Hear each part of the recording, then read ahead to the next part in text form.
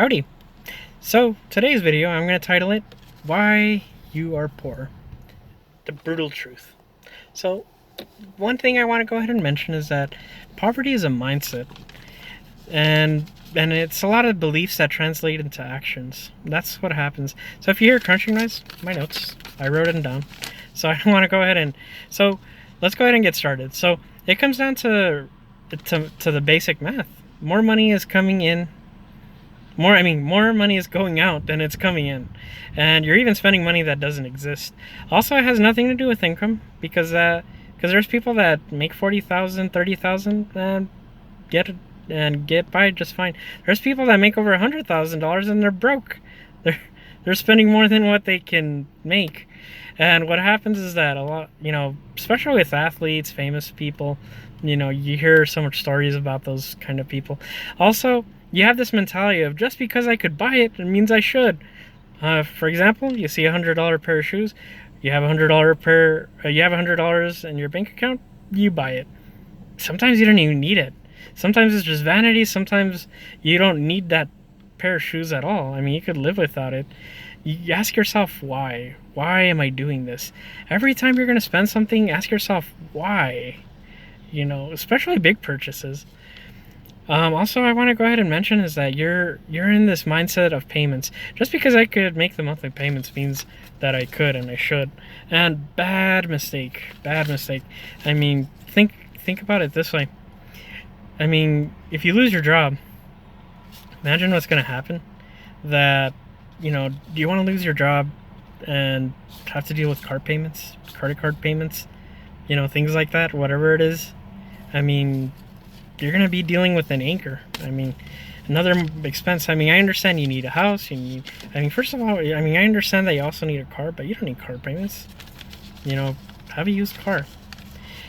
So anyway, yeah, that's one thing I want to go ahead and mention is that also you're on Instagram, social media, and then you're always thinking that you're always seeing these people comparing and contrasting your life and their lives, and you're always telling yourself, oh, look how bad I have it compared to people, and you're always comparing, and only 15% of people make over $100,000 in the United States. I mean, some of these people that are that have Instagram accounts, they spend money. Seriously, they spend money on trying to fake this lifestyle that they don't even have. And people are over there just saying, oh my gosh, my life sucks compared to them. And they're spending money. These people are so desperate for attention, they just spend that kind of money. Can you believe that? It's unbelievable. It's unreal. Also, you care what strangers think. You care what your family thinks. And it's absurd. Just to appear that you have some sort of image that you've made it. I mean, people who truly love you aren't going to be seeing your material possessions or what kind of income you have. And, and also, the thing is that, I mean, it's just preposterous. I mean, you want strangers to think that you make a certain amount of money.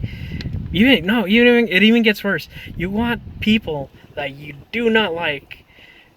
You want to make them mad, and you spend money just to get them mad. You know how insane and preposterous and stupid that is? I mean, really, is bluntly speaking, it's absurd.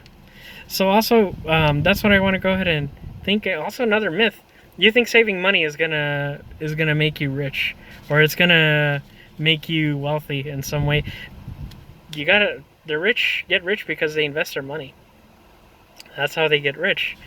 88% of millionaires are self-made. I mean, sure, 12% is mommy and daddy's money, but that's something else. What did we learn from? What can you learn from that? Go ahead and YouTube it. Find out how millionaires get there. They get there because they're good with their finances. They do everything intentionally with their money.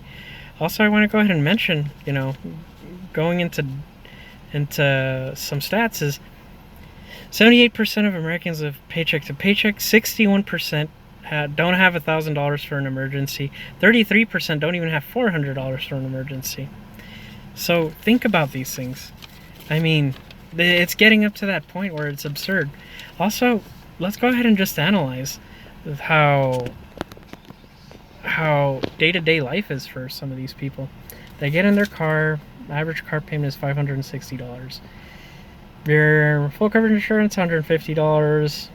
You're putting gas, which is like $3.50 right now.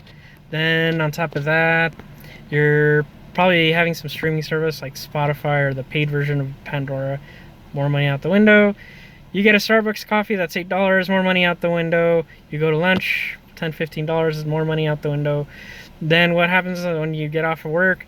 You're probably spending money. You probably buy clothes because God forbid if you're caught wearing a plain gray T-shirt like the one I'm wearing. No, it has to have a big O logo, and you're advertising. You're paying to advertise, by the way, as well. You're paying interest on your that credit card. I mean, and you're also probably using the credit card for other stuff like buying alcohol, which gets expensive. You're also going out to eat, and it's not just fast food. There are these sit-down places. More money out the window. And you're more money out the window. And guess what? You get stressed out, speeding ticket, now you're giving the government money. So you could only do these dumb things for so long. So keep that in mind. Also, another thing is that you can only blame government and greedy corporations for so long. You got to take accountability at one point. Nobody's putting a gun to your head to do all these things. These things are all self-inflicted. You're killing yourself by 1,000 cuts. Think about that real well. So I wanted to go ahead and share that with you. And keep that in mind. But other than that, guys, take care, and I'll see you in the next video.